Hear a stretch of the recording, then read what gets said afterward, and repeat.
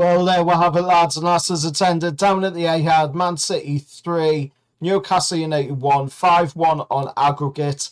And the defence is over. The Carabao Cup will have a new name on it this year after an incredible run as the holders of the Carabao Cup. We have bowed out at the semi-final stage. And, I mean, we can feel proud that we have gotten as far through as we could possibly get through with what is going on at the club right now.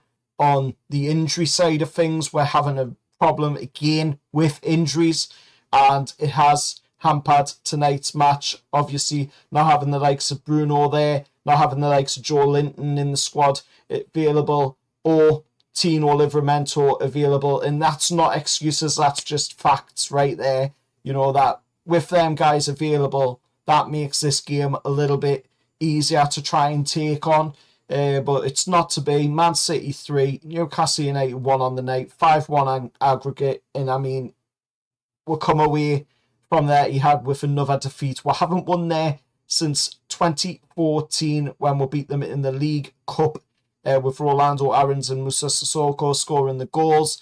And the first half of the game was just really, really brutal. Really brutal.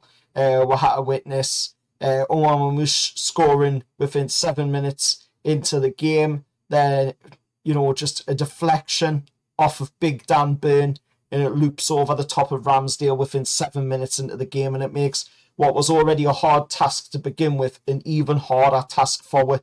And then, you know, we had a chance to level it with Willock after some brilliant play by Gordon, and then it was denied because Willock tried to round Trafford, and Trafford just ended up smothering the ball and stopping it from happening.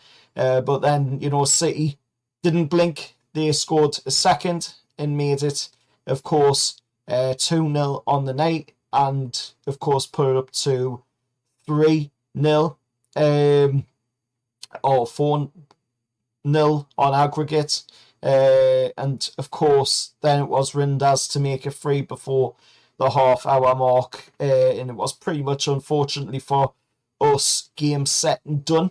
And then, of course, we had some brilliant moments in the game, or at least some light shining moments in the game where we're seeing, you know, Anthony Elanga pull one back to make it, of course, 5-1 on aggregate, 3-1 on the night.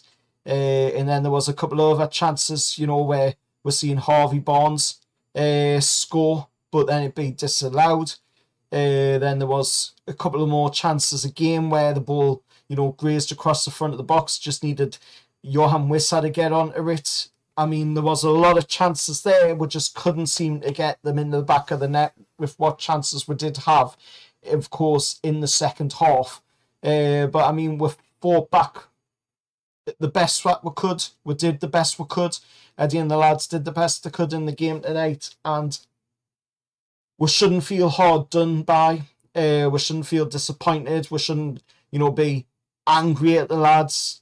They did what they could do tonight. At the end of the day, I hopefully don't see many, you know, Newcastle fans with their head on their shoulders, you know, going out there and slating the lads after that game tonight, because we did what we could do with what was at our disposal. You know, if we had have had Tino available, we had had Bruno available, we had had, you know, Joelinton available, that would have been the ideal situation. It would have, you know, helped with this game a little bit more than what we did have. But we did have some good lads out there tonight, and they tried their best. Anthony Gordon, unfortunately, having to go off with what looks like, unfortunately, a hamstring injury, according to what was said.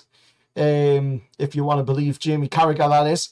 But in the middle of an injury crisis, you know, seeing Anthony Gordon going down when we've got some big games coming up, still huge games coming up, you know, it's not a good sign. We're having that problem again, like we're seeing a few seasons ago, where we were suffering with the injury problems, and hopefully, you know, we'll see ourselves past that period. But let us know your thoughts down in the comments below. Of course, at the end of the day, we did the best we could in the game tonight. I'm quite happy with how far we've made it in the cup, considering the problems that we've had this season, how many games we've been playing this season as well. We've got a very small squad to begin with, so we always knew it was going to be difficult playing in all 4 competitions, and now we've only got 3 competitions left.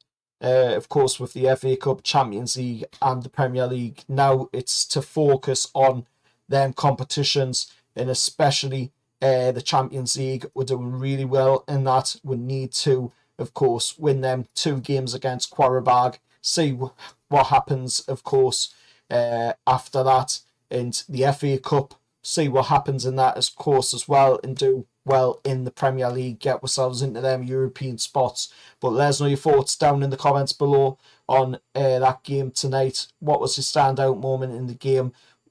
What was your thoughts going into the game? What was your thoughts after the game when the final whistle went?